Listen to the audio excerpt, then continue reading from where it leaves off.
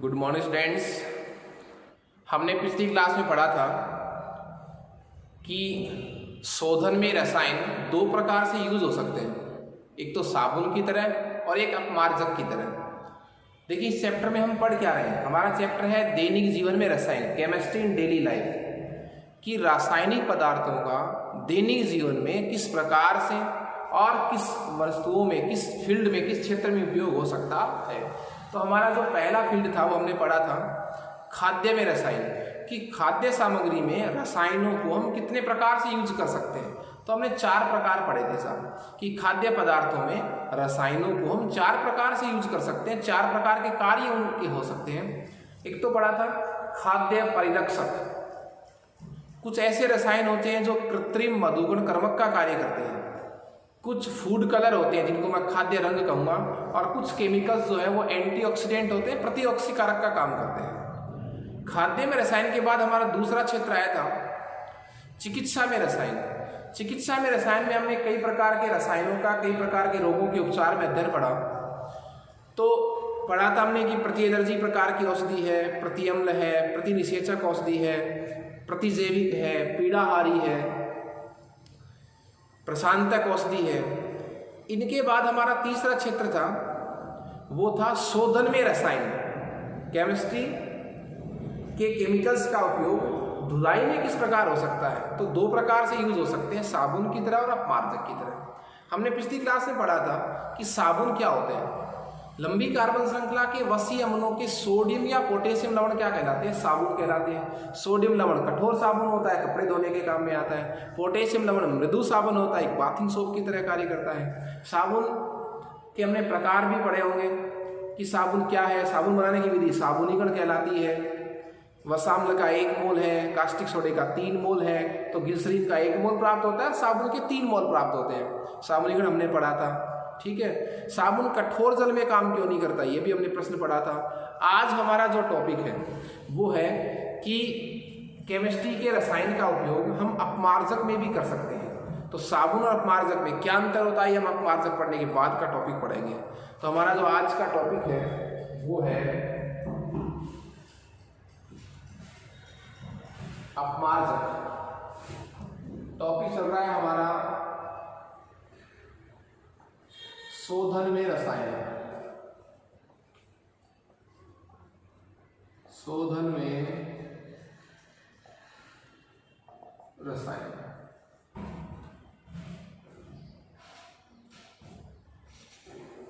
शोधन में रसायन हमने साबुन की का उपयोग पढ़ लिया था। कैपिटल बी हमारे पास क्या है कि शोधन में रसायन का दूसरा उपयोग है अपमार्जक, जिसको मैं डिटर्जेंट भी कह सकता हूँ। क्या कह सकता हूँ, सर्फ भी कह सकता हूँ, डिटर्जेंट भी कह सकता हूँ। अपमार्जक की परिभाषा क्या होगी,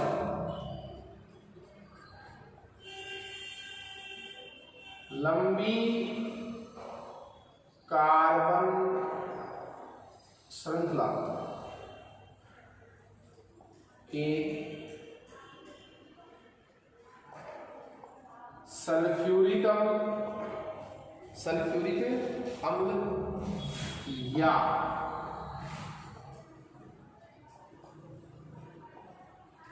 सल्फोनिक अम्ल, सल्फ्यूरिक अम्ल या बोलो सल्फोनिक अम्ल के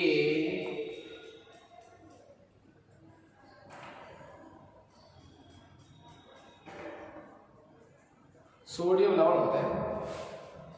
लंबी कार्बन श्रृंखला के सल्फ्यूरिक अम्ल या सल्फोनिक अम्ल के क्या होते हैं बताओ, सोडियम लवण होते हैं। तो लंबी कार्बन श्रृंखला के सल्फ्यूरिक अम्ल या सल्फोनिक अम्ल के सोडियम लवणों को हम क्या बोलेंगे, अपमार्जक बोलेंगे साहब।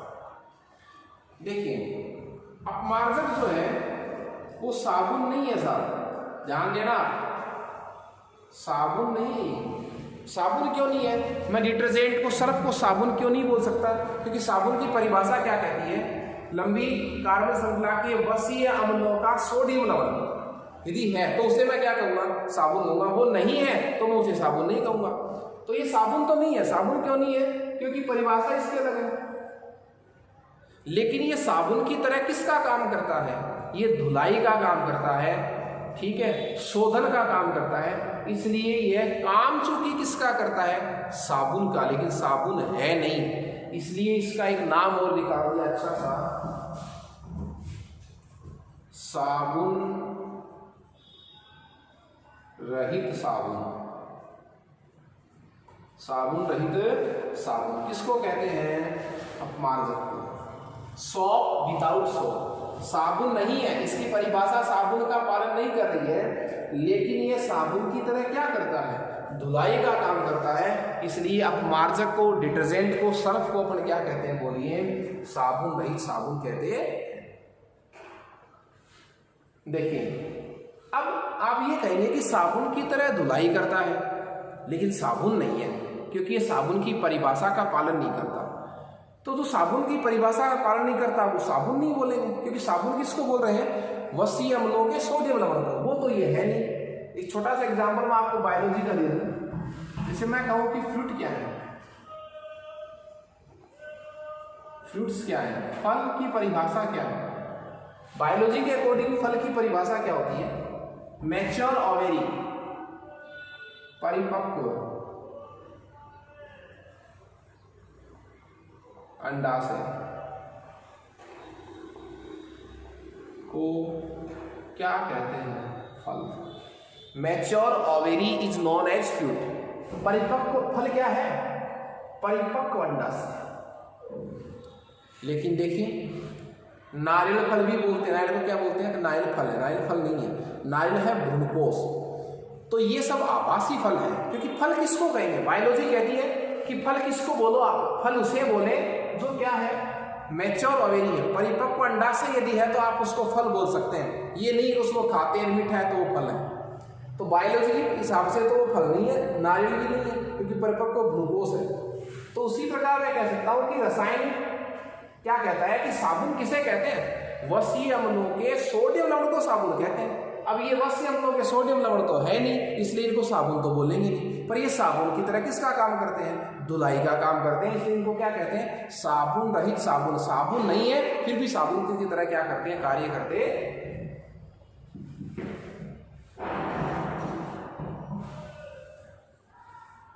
देखिए,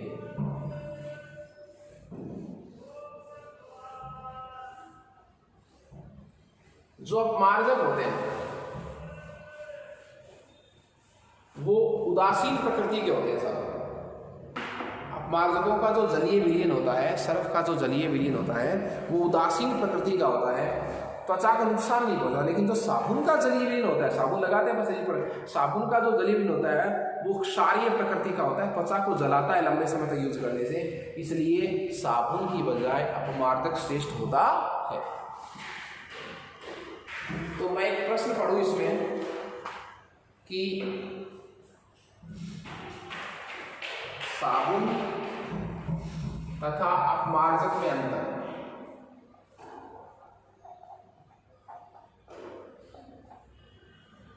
साबुन तथा अपमार्जक में अंतर। हाँ जी,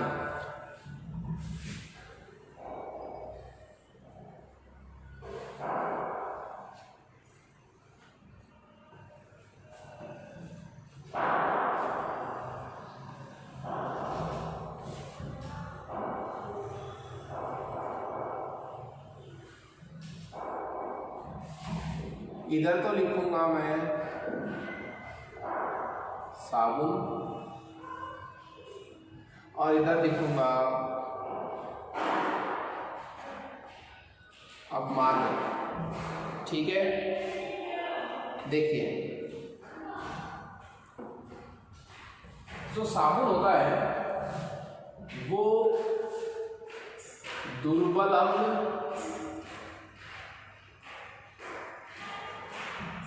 तथा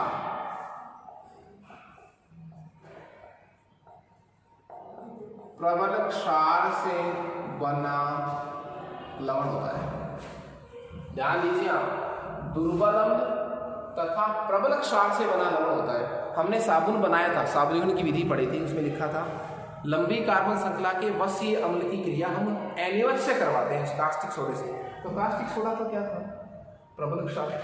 और लंबी कार्बन श्रृंखला का जो वसीय अम्ल होते हैं वो कैसी प्रकृति के होते हैं, दुर्बल प्रकृति के होते हैं। तो जो साबुन बनता है, साबुन अम्ल और क्षार से बनता है, मतलब लवण तो है वो, लेकिन वो लवण बना किससे है, अम्ल तो उसमें दुर्बल है, क्षार उसमें क्या है, प्रबल है। इसका मतलब जो लवण बना है वो पूरी तरह उदासीन नहीं है, तो जो प्रबल है वो प्रकृति लवण की रह जाएगी। तो लवण जो है, लवण होता है जिसकी प्रकृति क्या रहेगी, क्षारीय। तो साबुन जो है वो एक लवण है जिसमें प्रकृति कैसी है, क्षारीय। लेकिन जो अपमार्जक है, जो अपमार्जक है वो प्रबल अम्ल, सल्फ्यूरिक अम्ल प्रबल अम्ल होता है, प्रबल अम्ल तथा प्रबल क्षार, प्रबल अम्ल तथा प्रबल क्षार से बना लवण है साबुन। अब अंतर देखिए आप लोग, साबुन हो चाहे अपमार्जक हो, दोनों ही लवण है, लेकिन ये तो किससे बना है, दुर्बल अम्ल और प्रबल क्षार से। तो प्रबल क्या हो गया इसमें, क्षार। तो बने हुए लवण की प्रकृति जो है वो कैसी दे दी, क्षारीय। अपमार्जक भी क्या है, प्रबल अम्ल व प्रबल क्षार से बना क्या है, लवण है। अब देखो दोनों ही प्रबल है, तो लवण कैसी प्रकृति का हो गया, उदासीन प्रकृति का। लवण कैसी प्रकृति का हो गया, उदासीन प्रकृति का। देखिए अब देखिए, जब ये क्षारीय प्रकृति का लवण है तो मैं क्या कहूंगा कि जो साबुन का जलीय विलयन है, साबुन का जो क्या है जलीय विलयन, वो कैसी प्रकृति का होगा, क्षारीय प्रकृति। साबुन का जो जलीय विलयन है वो कैसी प्रकृति का होगा, क्षारीय प्रकृति का। और जो अपमार्जक का जलीय विलयन है, अपमार्जक का जो क्या है जलीय विलयन है, वो कैसी प्रकृति का होगा, उदासीन प्रकृति का। उदासीन प्रकृति का क्यों है, क्योंकि साफ जो अपमार्जक है वो कैसा लवण है, उदासीन। उसमें दो अम्ल भी प्रबल था, क्षार भी क्या था, प्रबल। तो उदासीन लवण में जल घोलेंगे तो विलयन भी कैसा बनेगा, उदासीन। तो देखिए अपमार्जक का जो जलीय विलयन है वो उदासीन प्रकृति का होता है, साबुन का जो जलीय विलयन होता है, घोल जो होता है, वो कैसी प्रकृति का होता है, क्षारीय प्रकृति का। तो त्वचा को नुकसान कौन पहुंचाएगा बताओ आप, ये पहुंचाएगा क्षारीय वाला। इसीलिए एक प्रश्न ये भी है कि साबुन से श्रेष्ठ कौन है, अपमार्जक। तो अपमार्जक साबुन से श्रेष्ठ होते हैं, क्यों, क्योंकि ये उदासीन प्रकार के लवण होते हैं जिनका जलीय विलयन उदासीन प्रकृति का होता है, त्वचा को नुकसान नहीं पहुंचाते। उसके बाद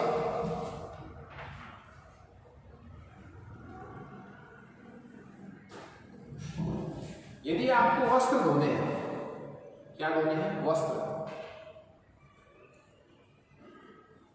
वस्त्र धुलाई हेतु, वस्त्र धुलाई हेतु जल भी अधिक चाहिए, जल भी अधिक चाहिए तथा साबुन भी क्या चाहिए, अधिक चाहिए। जल भी अधिक चाहिए और साबुन भी अधिक चाहिए। जबकि पता है आपको जो डिटर्जेंट होता है वस्त्र धुलाई के लिए,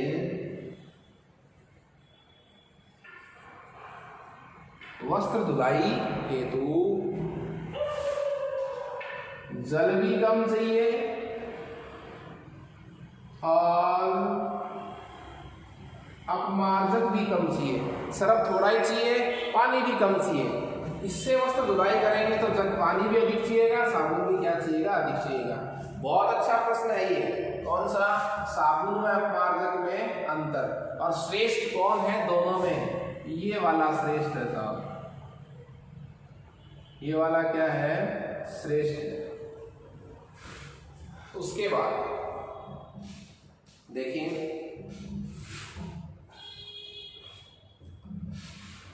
ये 3 अंतर हो गए। मैक्सिमम अंतर देखिए, मिनिमम अंतर 2 पूछे जाते हैं साबुन अपमार्जक में, कम से कम 2 अंतर। मैक्सिमम आपसे 4 अंतर पूछ सकता है। तो हमारे पास अंतर कितने हो गए? 3।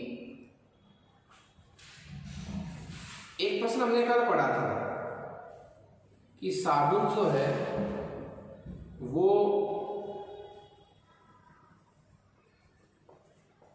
कठोर जल के साथ, साबुन कठोर जल के साथ कार्य नहीं करता है।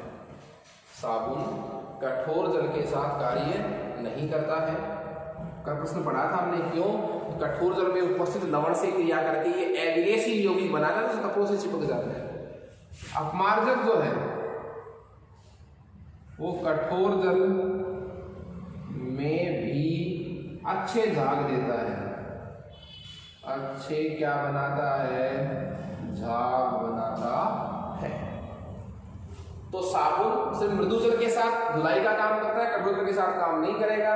अपमार्जक किसी भी तरह के जल में यूज होता है, चाहे कठोर जल हो चाहे मृदु जल हो।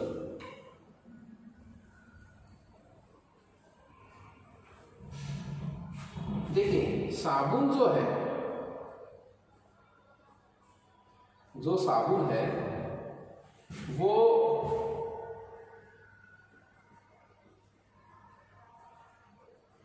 कठोर जल को किस में चेंज कर लेगा? मृदु जल।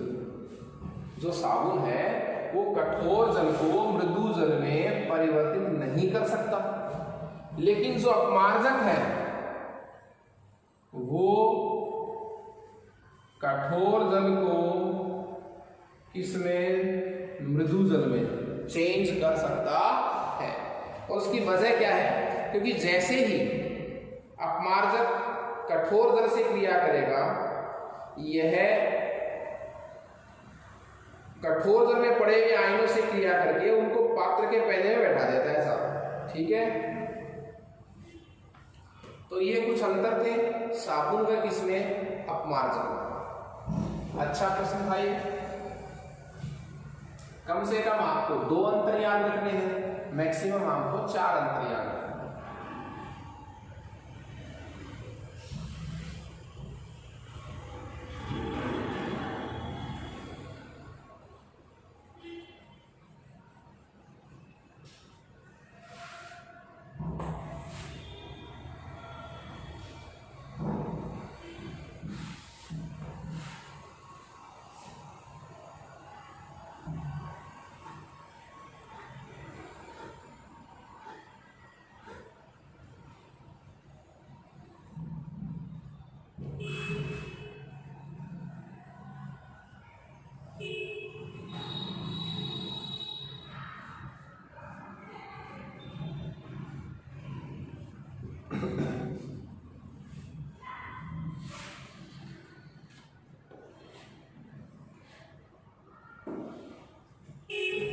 हाँ जी, नेक्स्ट हमारा जो टॉपिक है वो है अपमार्जक के प्रकार।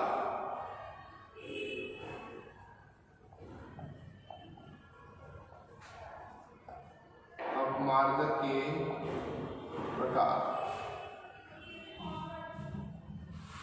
अपमार्जक के प्रकार।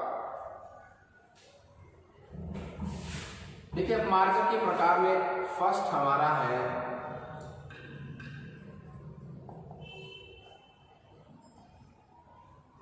ऋणायनिक अपमार्जक।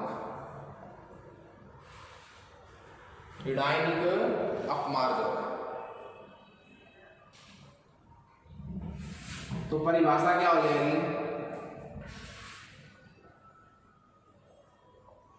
एल्किल या एरिल सल्फेट के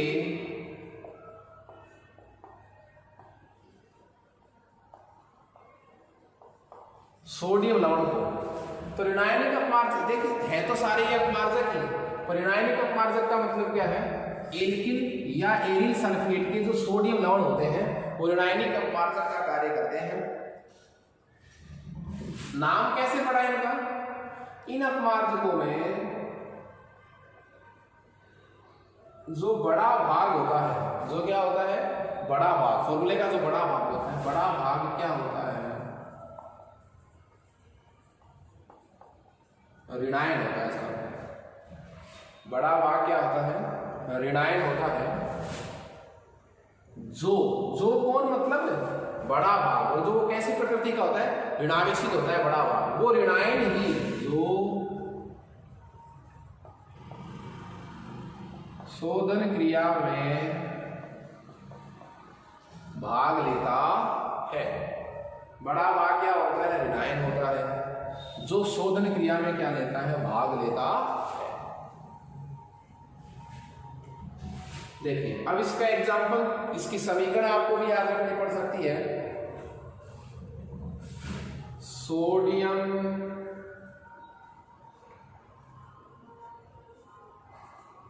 लोरिल sulphate, sodium lauryl sulphate. Lauryl ऐसा 12 कार्बन का एल्कोहल, कितने कार्बन का एल्कोहल है, 12 कार्बन का एल्कोहल। तो आप इसको याद करने के लिए क्या रख सकते हैं, लोरिल का मतलब 12 कार्बन का एल्कोहल,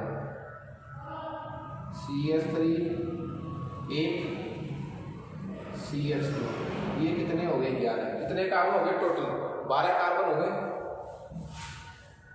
ठीक है। एल्कोहल बताया मैंने, 12 कार्बन का एल्कोहल होता है साहब। अब सल्फेट, ये सल्फेट होता है, SO4 2-। तो सल्फेट के क्या निकालना है, ये सल्फेट का सूत्र हो गया क्या, SO4 2-। ये देखिए ये किसका सूत्र है, सल्फेट का, SO4 2-। तो ये तो हो गया सल्फेट। सल्फेट के क्या लगाना है, सोडियम लगाना है और लोरिल लगाना है। तो सोडियम लगा दो यहाँ, ये लो साहब, और लोरिल मतलब 12 कार्बन, तो ये 11 और 1 12। ये सूत्र हो गया सोडियम लोरिल सल्फेट। इसमें देखिए माइनस कहाँ तक है, ये माइनस है और ये क्या है, प्लस। तो बड़ा भाग इसमें क्या है, बड़ा भाग क्या है, ऋणायन, और छोटा भाग क्या है इसमें, धनायन। और ये टोटल क्या कहलाता है, ऋणायनिक अपमार्जक। क्यों, इनमें बड़ा भाग कैसा होता है, ऋणायन होता है, और वो ऋणायन भाग ही क्या करता है, इसमें शोधन क्रिया संपन्न होता है, शोधन क्रिया के लिए जिम्मेदार होता है। तो देखिए ये माइनस का पोर्शन जो है, ये बड़ा भाग है, ऋणायन की तरह कार्य करता है। जो ऋणायनिक अपमार्जक है उनका उपयोग किसमें करते हैं, दंत मंजन में। तो दंत मंजन में जो अपमार्जक यूज होता है वो कैसा होता है, ऋणायनिक प्रकृति का होता है। तो ये था ऋणायनिक अपमार्जक। इसी पैटर्न पर आपको आगे वाले अपमार्जक याद करने हैं, धनायनिक अपमार्जक, उदासीन अपमार्जक। तो सेकंड हमारा क्या हो जाएगा, धनायनिक अपमार्जक।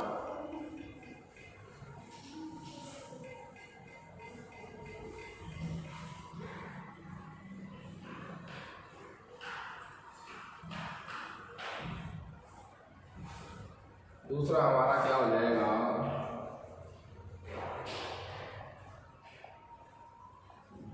धनायनिक अपमार्जक। धनायनिक अपमार्जक देखिए क्या परिभाषा, इनका नाम क्यों निकला है, इन अपमार्जकों के सूत्र में बड़ा भाग क्या होता है, धनायन होता है। बड़ा भाग क्या होता है, बड़ा भाग क्या होता है, धनायन होता है साहब। बड़ा भाग क्या होता है, धनायन होता है, जो शोधन क्रिया में भाग लेता है। शोधन क्रिया में क्या लेता है, भाग लेता है।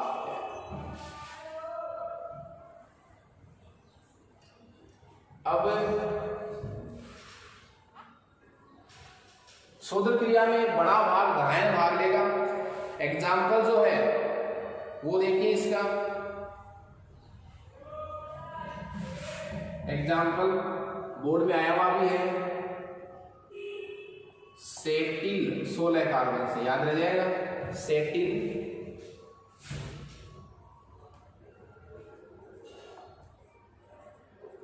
ट्राईमेथिल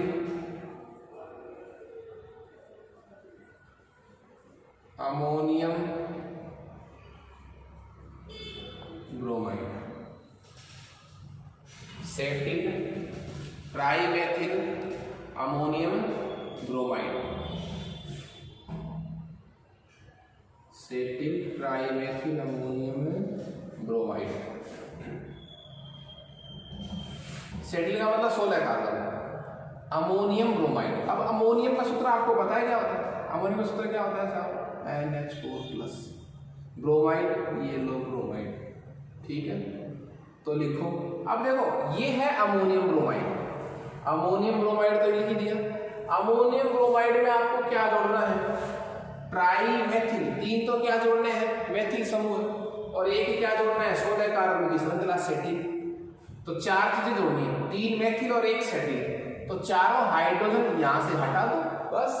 तो देखिए नाइट्रोजन, 3 तो क्या लगाने हैं? मेथिल समूह, 3 तो क्या लगाने हैं? मेथिल समूह, और 16 कार्बन। एक तो बाहर दिखा दो, बाकी 15 को एक साथ दिखा दो, ये लीजिए 15। तो ये तो 16 कार्बन हो गए, 3 मेथिल हो गए, इन पर तो कैसा आवेश हो गया? सेटिल ट्राईमेथिल अमोनियम, और ये आपका क्या हो गया? ब्रोमाइड। इसमें देखिए आप बड़ा भाग प्लस है कि माइनस है? प्लस है, तो इन अपमार्जकों में बड़ा भाग क्या होता है? धनायन होता है, और वो धनायनिक भाग ही शोधन क्रिया करता है। ऋणायनिक भाग शोधन क्रिया नहीं करता, धनायनिक भाग यही शोधन क्रिया भाग लेता है। मतलब शोधन क्रिया कौन करेगा? ये वाला भाग, ठीक है। देखिए जो धनायनिक अपमार्जक होता है उसमें कीटाणुनाशी का गुण पाया जाता है। किसका गुण पाया जाता है? कीटाणुनाशी का। जो धनायनिक अपमार्जक होता है इसकी विशेषता क्या है? गर्मनाशी होता है ये, इसमें कीटाणुनाशी का गुण पाया जाता है साहब।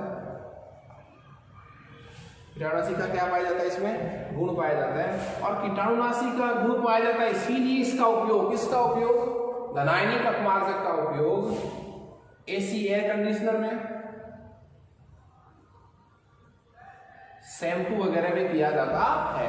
तो एसी शैम्पू वगैरह में इसका उपयोग किया जाता है। हॉस्पिटल्स में इसका यूज किया जाता है। कौन सा अपमार्जक का? धनायनिक अपमार्जक। बात रही ऋणायनिक अपमार्जक की, अनआयनिक की। देखिए पहला था ऋणायनिक बड़ा भाग ऋणायन, दूसरा था धनायनिक बड़ा भाग धनायन, और तीसरी कैटेगरी क्या है? वो है अनआयनिक अपमार्जक। तीसरा क्या है?